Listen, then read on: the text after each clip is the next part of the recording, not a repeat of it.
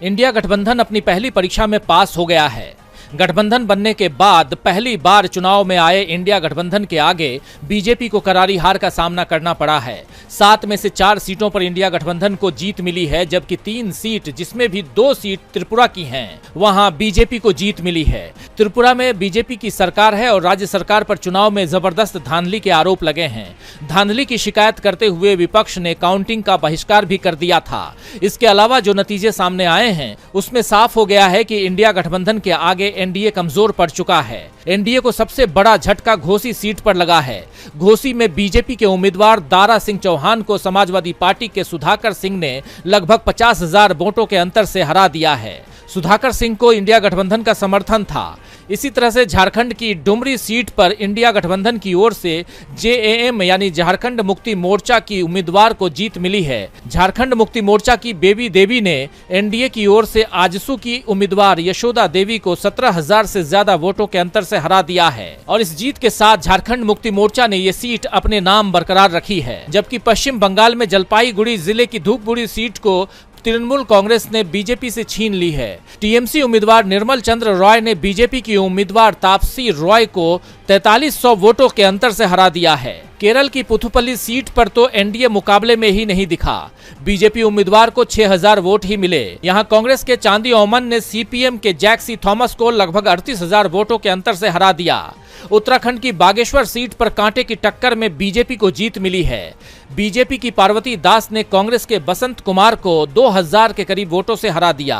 चुनाव परिणाम के बाद इंडिया गठबंधन के अंदर उत्साह का माहौल दिखाई दे रहा है और गठबंधन के नेताओं में अभी से दावा शुरू कर दिया गया है कि 10 महीने के अंदर ही केंद्र में भी इंडिया गठबंधन की सरकार केंद्र में बन जाएगी।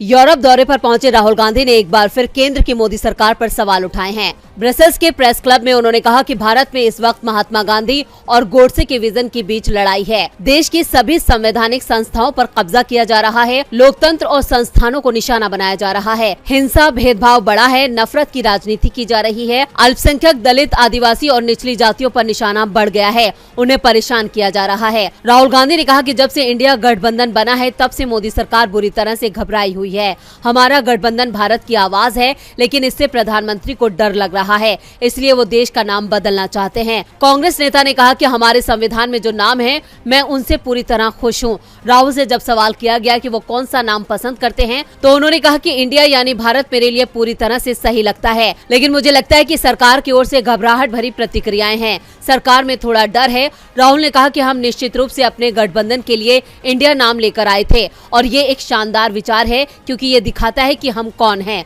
हम खुद को भारत की आवाज मानते हैं और इसलिए ये शब्द बहुत अच्छी तरह से काम करता है। राहुल ने कहा कि मुंबई में मैंने अडानी को लेकर प्रेस कॉन्फ्रेंस की और उसके बाद ये सब कुछ हुआ है जिससे देश का ध्यान भटकाया जा सके। उन्होंने कहा कि सरकार देश की प्रकृति को बदलने की कोशिश कर रही है। वो हर मुद्दे पर फेल साबित हुई है। कई लोग वापस गरीबी में धकेल दिए गए हैं। भारत में पिछले 40 साल में सबसे ज्यादा बेरोजगारी है। सरकार के पास लोगों की बेहतरी के लिए कोई उपाय नहीं है।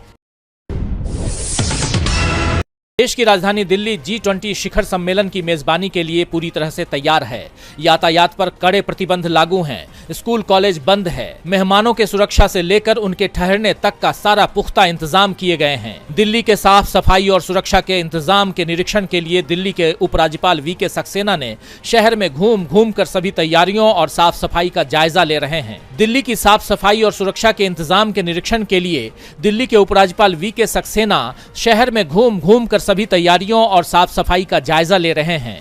G20 शिखर सम्मेलन में शामिल होने के लिए अधिकांश राष्ट्राध्यक्ष दिल्ली पहुंच गए हैं और देर रात तक इनके आने का सिलसिला जारी था। इटली के प्रधानमंत्री जॉर्जियो मेलोनी के बाद ब्रिटेन के प्रधानमंत्री ऋषि सुनक अपनी पत्नी अक्षता मूर्ति के साथ नई दिल्ली पहुंचे। उन्हें केंद्रीय राज्य मंत्री अश्विनी चौबे ने रिसीव किया।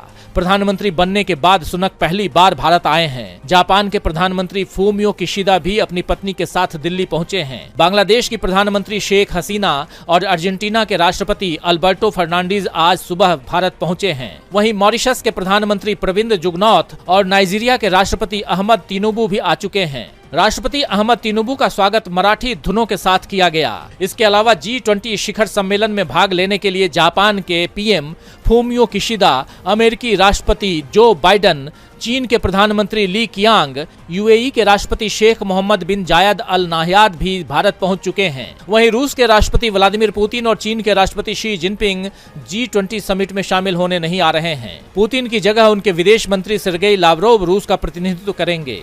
लावरोव भी दिल्ली पहुंच चुके हैं।